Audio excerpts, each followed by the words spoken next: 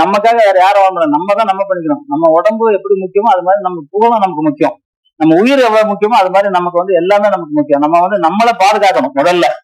எல்லாம் வந்து நான் கேட்பேன் எல்லாத்தையும், காலேஜ் நிறைய காலேஜுக்கு சிறப்பு விருந்தினரா கூப்பிடுவாங்க. கேட்டா யார் உங்களுக்கு பிடிக்கும்னா, ஒருத்தர் சொல்ல எங்க அம்மா பிடிக்கும், ஒருத்தர் எங்க அப்பா பிடிக்கும், ஒருத்தர் விஜய் பிடிக்கும் பாரு. ஒன்ன பிடிக்குமானா பிடிக்காது பாரு. முதல்ல ஒன்ன பிடிக்கணும். ஒன்ன பிடிச்சா மட்டும்தான் நீ ஜெயிக்க முடியும் வாழ்க்கையில, இல்லைன்னா ஜெயிக்கவே முடியாது.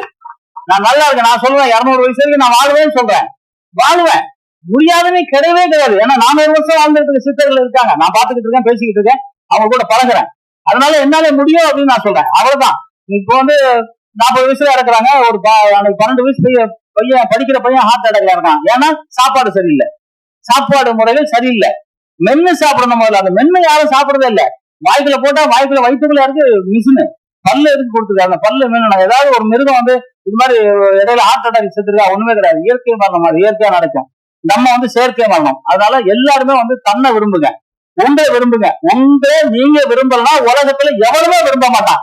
நீங்க உங்களை விரும்பினா மட்டும்தான் உலகத்துல எல்லாரும் உங்களை விரும்புவாங்க. 52 வருஷமா சினிமாவில் இருக்கேன். நான் 72 வயசுல இப்போ ஒரு படம் நான் ஹீரோவா நடிக்கிறேன். ஏன் நடிக்கிறேன்னா என்னால முடியுங்கிறதுக்காக நடிக்கிறேன். உங்களால முடியுங்கிறத நீங்க நம்புங்க.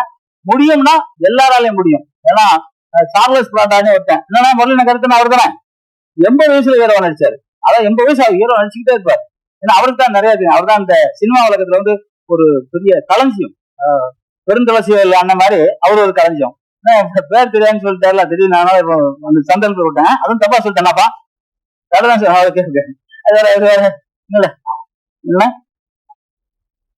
இல்ல இல்ல அது அப்ப சொல்லும் போது அப்படியே நினைச்சேன்.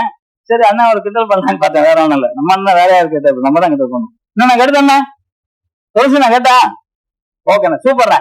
எப்பவும் அம்மாவை அப்பாவை நீங்க வணங்குங்க. தாயை வணங்காதவன் ஒருத்தனும் ஜெயிச்சதா சரித்திரமே கிடையாது. புரட்சி தலைவர் எம்ஜிஆர் விளையாண்டு சொன்னது.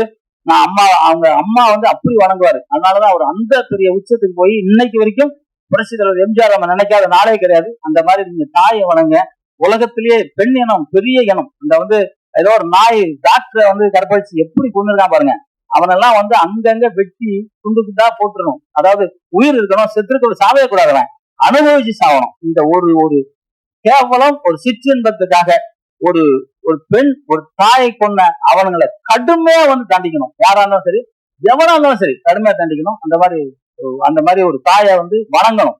தாயை வணங்காதவன் என்னைக்கும் வாழ்க்கையில் ஜெயிக்கவே முடியாது. அதே மாதிரி தந்தை வந்து தாய் வந்து பூமாதேவினா தந்தை வானம். இந்த ரெண்டும் இணைஞ்சாதான் நீர் நிலம் நெருப்பு காற்று ஆகாயம் இந்த பூதங்களும் இருந்தா மட்டும்தான் மனுஷன் உயிர் வாழ முடியும். அந்த 2 தெய்வங்களும் இருந்தா தான் உயிர் வாழ முடியும். அந்த 2 தெய்வத்தையும் எப்போது வணங்குங்க. அம்மா சாப்பிட்டீங்களான்னு கேளுங்க. இதை பார்க்கிற நேயர்களும் சரி, எல்லாரும் சரி, அம்மா சாப்பிட்டீங்களா ஒரு வார்த்தை கேட்டீங்கன்னா அந்த அம்மா வந்து உலகத்திலேயே பெரிய சந்தோஷப்படுவாங்க. அப்பா சாப்பிட்டீங்களான்னு கேளுங்க. யாருமே கேட்கறது இல்ல. செல்போனை தூக்கி தனி ரூம்ல வச்சு படுத்திருக்காங்க. செல்போன் வந்து ஒரு விஷம், சாராயத்தை விட மிகப்பெரிய விஷம் செல்போன். நமக்கு தேவையானதை மட்டும்தான் யூஸ் பண்ணிக்கணும். எல்லா கடையிலும் மெடிக்கல்ல விஷம் இருக்கு. எல்லாரும் விஷத்தை வாங்கி குடிக்கிறதே இல்லை. ஆனா அந்த மாதிரி நமக்கு தேவைப்படும் போது யூஸ் பண்ணிக்கணும், தேவைப்படும் தூக்கி தூர போட்டுறணும். 90% பொய்யும் 10% உண்மையும் இருக்கும். அந்த உண்மையை நம்ம எடுக்கிறதா பொய்யா நம்ம இருக்கு. ஆனா பொய் தான் ரொம்ப வேகமா வேலை செய்யும், உண்மை ரொம்ப லேட்டா தான் வேலை செய்யும். அதனால செல்போனை நீங்க தேவைப்பட்ட மட்டும் யூஸ் பண்ணிக்கிட்டு நம்ம இந்தியனா பிறந்திருக்கிறதுக்கு ரொம்ப கொடுத்து வச்சுக்கணும். இந்தியாவில வந்து ஏன்னா இந்தியா தான் தெய்வீக நாடு. உலகத்திலே இந்தியா மட்டும் தான் தெய்வீக நாடு. அந்த இந்தியானா பிறந்தது, குறிப்பா தமிழனா பிறந்திருக்கு வரம் இருந்தா மட்டும்தான்.